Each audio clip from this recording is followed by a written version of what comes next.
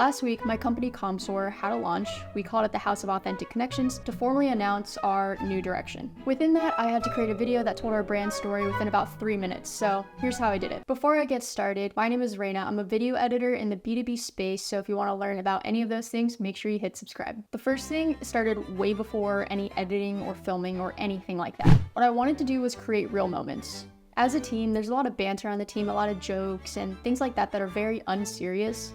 And I knew I had to capture that within the brand video. So when you're planning to film your subject, business, company, whatever it is, make sure you're bonding with the people that are going to be on camera. You want to have a relationship or rapport with whoever's in front of the camera because being in front of a camera is super scary. A lot of times I find that subjects will get too tight or like not act like themselves suddenly. Essentially, before I even start filming, I want to create a space where I can banter with you, you can banter right back, and we can create those fun moments. And then within those banter moments, I was rolling camera for a lot of the time that I was with the subjects within that video, Mac and Melissa. They would constantly catch me when they weren't expecting me to film and look at me and be like, "What are you doing?" or whatever it was. I wanted to catch on camera any moments that couldn't be fabricated. So moments where you just start laughing and you can't stop laughing. Things like that. The next thing I did within my editing process was to use a method called Pancake Editing. I learned this a while back from a professional in the industry and I've never let it go. It's a method that I use primarily when I need to tell a really good story because otherwise it's too time consuming. But essentially I have 2 timelines. The first timeline I open up is essentially gonna be like my rough draft board. That's where I'm gonna put most of the footage I have. As long as someone's talking, that's where the footage goes.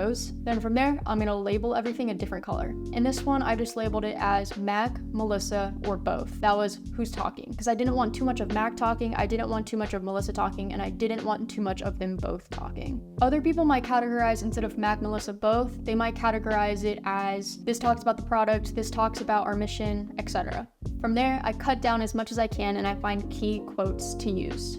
I want quotes that could stand on their own. I want quotes that could be used as LinkedIn posts on their own. I want just the best of the best, the cream of the crop, if you will. Once I get the best moments, I'm gonna open up a second timeline and start piecing things together. So in my head, I knew that I wanted to start out with a lighthearted moment in the beginning, hence my CEO being himself in the beginning. Well, this wasn't planned or the intention or anything like that, but here we are. And then as soon as he finishes that, cut to some loud title music and then go into the serious moments. Throughout the video, you can kind of tell when I'm asking them questions and when they're having a conversation. I wanted to combine both the casual and the professional because that's kind of what my company is all about. As I pull down different clips, I'll kind of see how the pattern's going. So we go maybe lighthearted, serious, lighthearted, serious, serious, serious, lighthearted, always coming back to the different categories. The last thing that I did was to make feelings physical.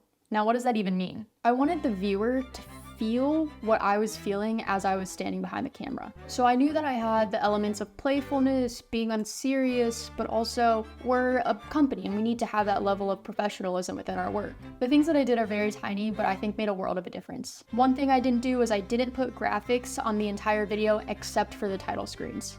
The only graphics that you see are where it says the House of Authentic Connections. Another thing I did was I kept any sitting down interviews in color and then everything else was black and white. That one's more of a style choice, but I really wanted to draw attention to when they were in the professional settings and allow the New York setting to sit on its own. Because my company's talking about community and things like that, that kind of brings me back to an older time when everybody really valued those things and valued those in-person connections. So I was feeling very vintage right there. That's another reason why the aspect ratio is a 4:3 instead of a 16:9. So when you talk about make feelings physical, some other ways to think about it, if it's a super happy video, you're gonna want some happy music in the background.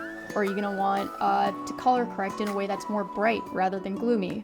Or if you want to make something feel futuristic, you're going to add some more tech type sound effects or noises or music or whatever it is. But just think about how you can translate feelings into video, whether it's color correction, music, whatever it is. So that's how I told my company's brand story, and it might be a little bit more complex than I'm explaining it, but hopefully you guys enjoyed and learned a little bit. See you guys next time.